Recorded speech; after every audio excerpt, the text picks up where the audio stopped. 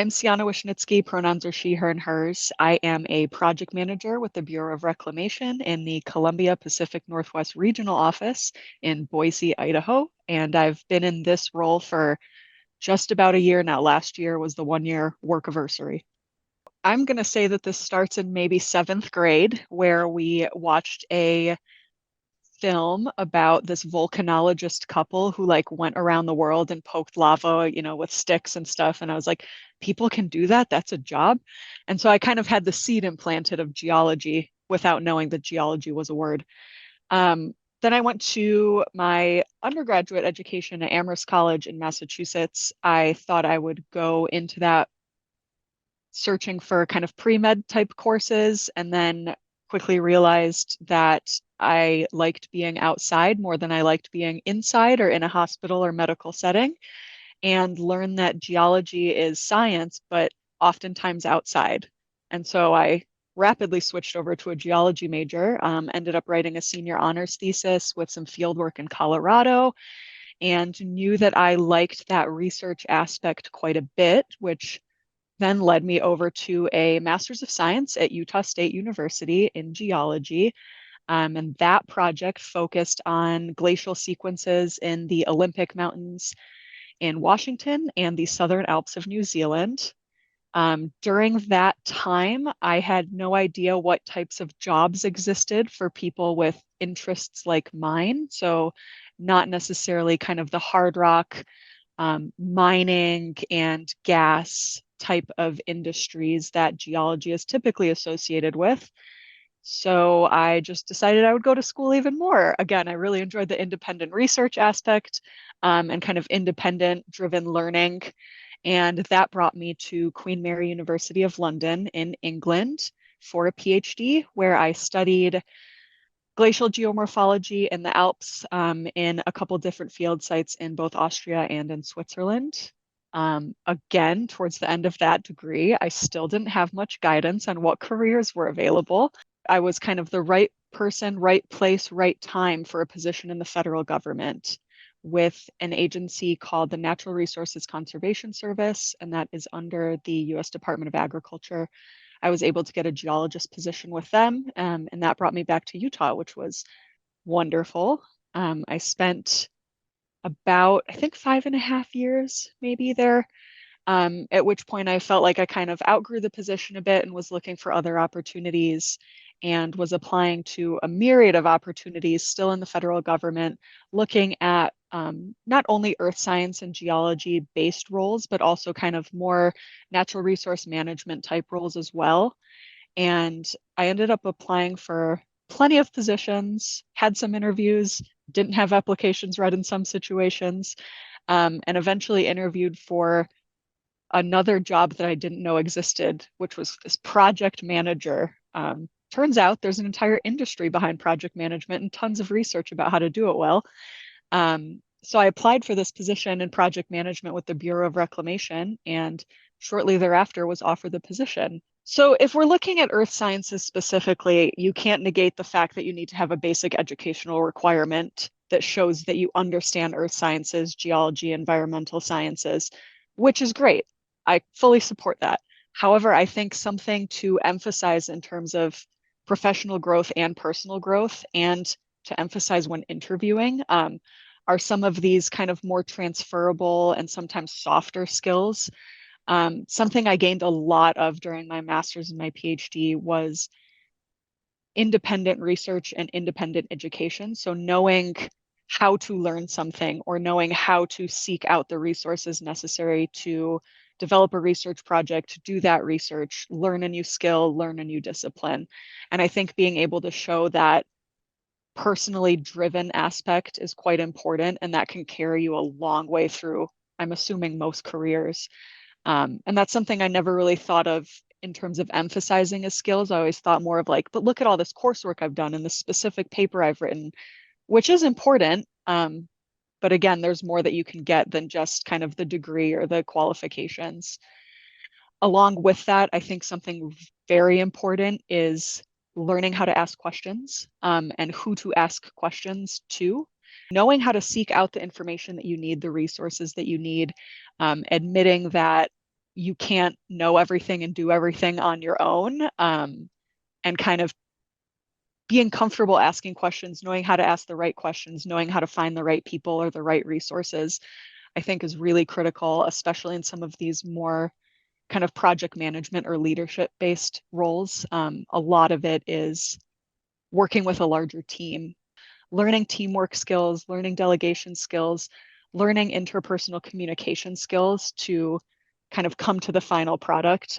Those are all really important things that I didn't think about much until the past couple of years when I realized just how much of like overall school and education and academic background plays into a physical workplace and interacting with other people. The concept of project management, or the official title of project manager, seems to be really prevalent throughout kind of the general business and workplace world.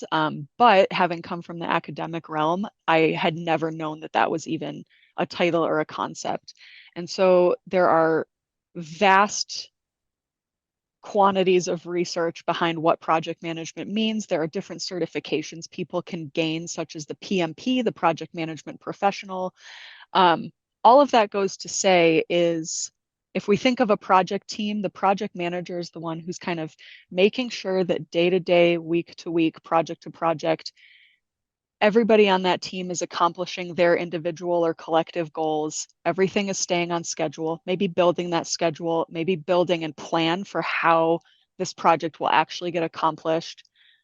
Working on selecting the right people for the right types of projects. So reviewing the resources available and how to kind of partition them accordingly. Um, a lot of it is honestly scheduling and taking notes, which are critical. And that kind of frees up some of the subject matter experts to not have to worry about that part of the project if they have kind of this one person taking care of everything.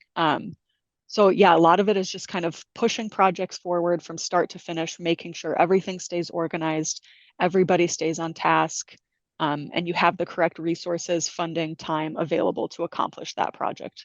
Our agency has so many different types of projects, everything from like constructing a brand new hydropower dam to repaving a parking lot to stream restoration in terms of salmon habitat improvement.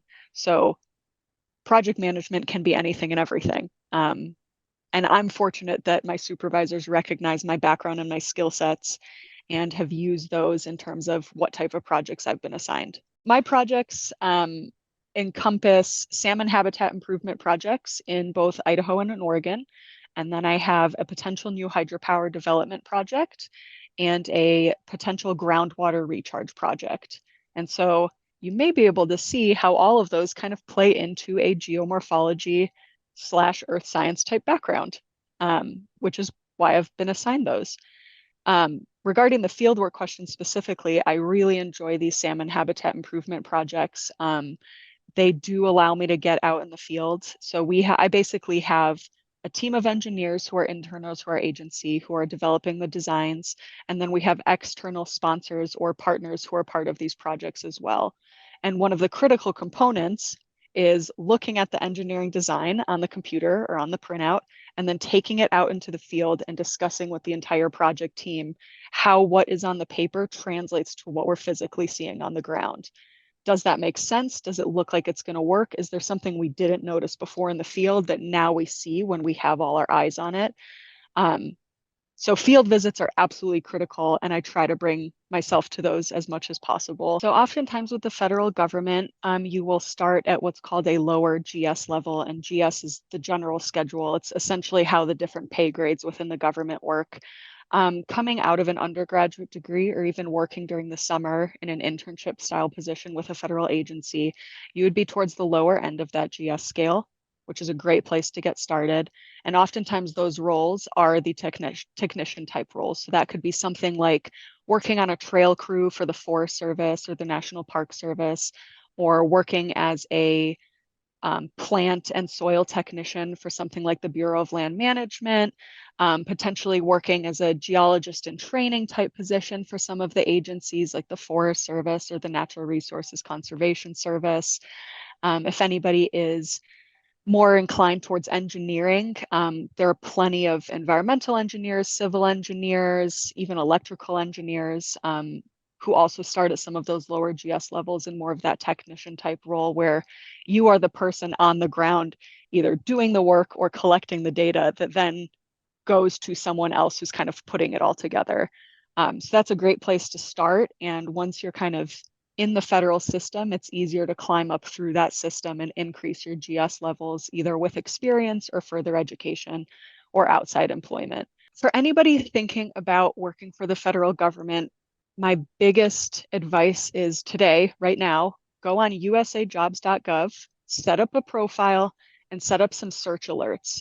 You can set it for daily alerts for positions, weekly, and then just if anything new comes up.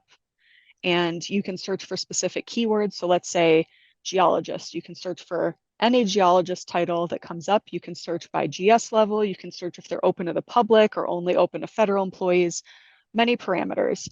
And I would say just start kind of poking around on that and getting some search alerts sent so that you're aware of the types of positions that are being advertised.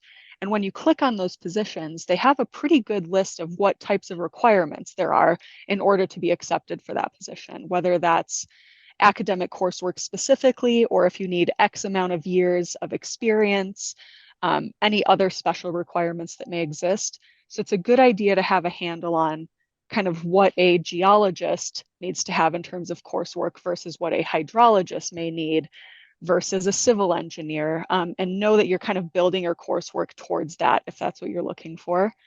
The resume that you will submit is unlike most private industry or other types of position resumes, in that they want to know absolutely everything and anything about any positions you've held, any coursework that you've done, the schools that you've been to, volunteering, anything. I believe that my resume is maybe 17 pages at this point, which is insane. It's absolutely insane.